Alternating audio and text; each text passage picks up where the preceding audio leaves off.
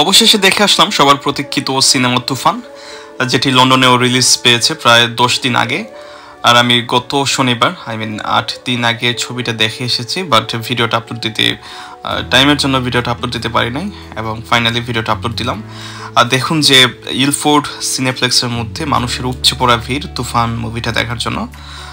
বাংলা চলচ্চিত্রের day by day যে ডেভেলপটা হচ্ছে সেটা আসলে বলার মতো না। এখন ওরা অনেক ভালো করতেছে।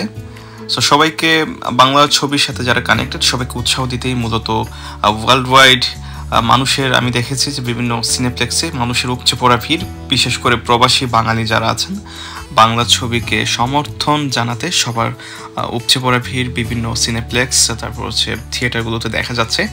লন্ডনেও তার ব্যতিক্রম নয়, লন্ডনেও প্রচুর মানুষ তুফান মুভি দেখার জন্য যাচ্ছে। প্রত্যেকটা শোই মোটামুটি হাউসফুল। আপনারা দেখতে পাচ্ছেন যে যতগুলো মানুষ আপনারা দেখতে পাচ্ছেন ম্যাক্সিমাম হচ্ছে বাংলাদেশি। আমি কথাবার্তা শুনছিলাম যে বাংলা ভাষায় সবাই কথা বলছিলেন।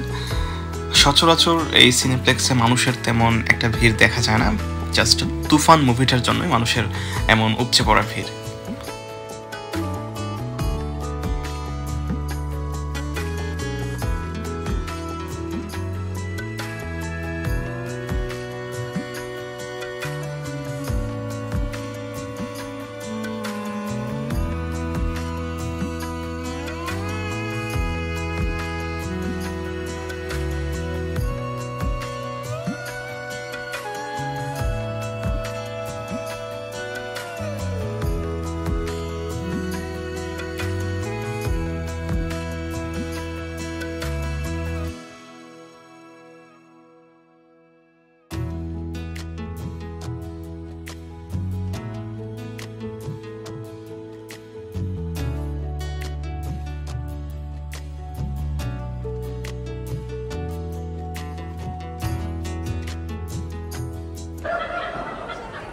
আমরা এই মুহূর্তে তুফান মুভিটা দেখে আসছি। আসলে এই তুফান মুভি এত অস্থির হবে আসলে কল্পনাই করা যায় না।